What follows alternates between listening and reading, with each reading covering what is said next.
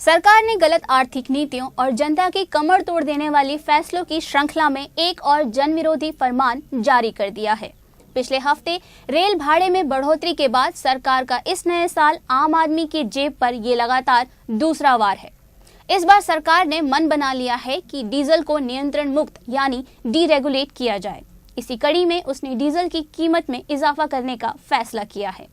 युवा टीवी ने आम आदमी से जानने की कोशिश की कि सरकार के इस फैसले से उन पर कितना असर पड़ेगा।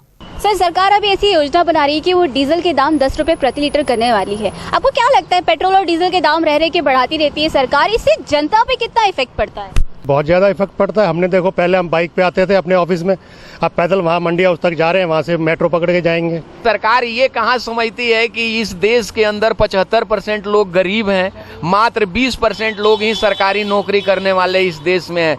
70% की आबादी आज भी गांव में रहती है, वो भी तो उतना ही महंगाई को जो है मार झेल रही है ना। बिल्कुल वार कर रही है, ये तो सरासर वार कर रही है। रणनीति, उनकी रणनीति वो अपने अलग उसमें बढ़ाना चाह रहे हैं, हम लोगों को गिराना चाहते हैं। पूरी आग लग जाएगी, पूरी आग। जितनी आमदनी नहीं उतने खर्चे बढ़ जाएंगे उनके। सिलेंडर हुआ, बस का टिकट हुआ, ये सब जो बढ़ा रही है, रेल का टिकट है, ये सब बढ़ाकर वो अपने कटौती कर अपना जो खजाना है उसमें डाल रही है। जी मैम, बहुत ज़्यादा आग लगती है हम लोगों को। तो फिर भी दिहाड़ी मजदूरी वाला जो है वो सहन कर लेगा, जो बेचारे गरीब जनता है वो कहाँ से इतना सब कुछ कर पाएगी अपना। जनता की जेब पे तो काफ़ी फर्क पड़ता है, क्योंकि एक गरीब आदमी के बारे में सोचा जाए तो अगर पेट्रोल डीजल के दाम बढ़ जाएंगे तो ऑटोमेटिकली महंगाई तो बढ़ी जाएगी, और महंगाई बढ़ने से तो गरीब आदमी ही मरेगा ना। आम जनता की जेब पे तो पूरी मार पड़ती है। आम कितना मुश्किल हो रहा है आजकल, बजट इतना मतलब कम हो गया है। जो भी आदमी अर्न कर रहा है वो सारा खर्चा हुआ जा रहा है, उसको कुछ भी नहीं बच पा रहा, बल्कि उसको अपने पास से देना पड़ रहा है। सरकार एक तरफ दाम बढ़ाती है, फिर उसमें कुछ रुपयों की कटौती कर देती है, फिर उसके बाद बोलती है कि फिर से 3-4 रुपए बढ़ा देती है। आपको क्या लगता है कि सरकार को ऐसा करके वो क्या दिखाना चाह रही है? अपनी समझदारी या अपनी बेवकूफ़ी? नहीं, समझदारी इसमें कुछ नहीं है, इसमें समझदारी तो बिल्कुल नहीं है। ये तो सरासर जो है धोखा है। सरकार ने डीजल मूल्यों में तो बढ़ोतरी की ही, साथ ही सब्सिडाइज एलपीजी सिलेंडर पर की जा रही कैपिंग को 6 से बढ़ाकर 9 कर दिया। युवा टीवी अपने दर्शकों को ये बता दे कि एलपीजी सिलेंडर कैपिंग पर रोल बैक का सरकार का कोई इरादा नहीं है। युवा टीवी ने जनता से जानने की कोशिश की कि सरकार की इस छोटी रियायत वाले खेल को आम आदमी कितना समझता है। सरकार ने अभी सब्सिडी के लिए 6 सिलेंडर किए थे, अब उनकी संख्या बढ़ा के उन्होंने 9 कर दिया। आपको क्या लगता है, इससे सरकार जनता को कहीं राहत दे रही है या जनता के साथ वो कहीं एक बहुत बड़ा धोखा कर रही है? छल, पूरा छल हो रहा है, धोखा ही है पूरा। ये सबसे ज्यादा हम लोगों के लिए छल है। इसमें धोखा कर रही है, छल कर रही है। जहां अनलिमिटेड कोटा था, अनलिमिटेड से जो 6 हो गया, 9 हो गया, 3 बढ़ा दिए।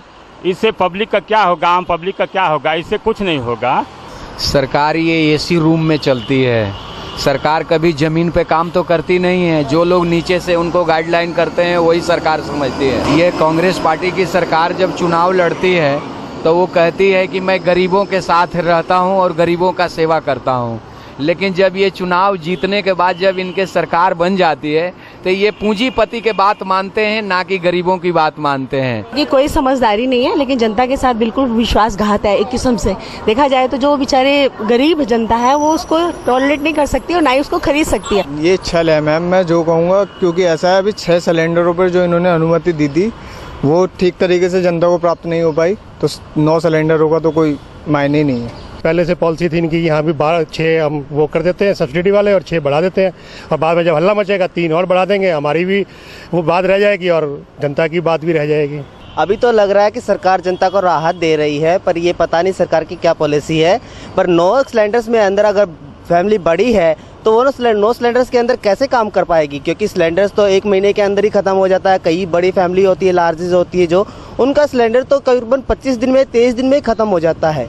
6 से 9 करना, फिर 9 से 12 करना, तो ये गवर्नमेंट उसको ड्रैगन खींचते चली आ रही है कि हम 6 से 9 पे थोड़ा राहत दे देंगे, अल्टीमेटली जाके वो 12 पर सेटल होंगे। लेकिन वो अभी नहीं होंगे, वो अगले 6 महीने चुनाव के आसपास पहुँचते 12 कर देंगे। जहां जनता ने सरकार के इस फैसले को जन विरोधी बताया, वहीं आम आदमी अपने अर्थशास्त्री प्रधानमंत्री को उन्हीं की बात बताना चाहती है कि पैसे पेड़ पर नहीं उगते।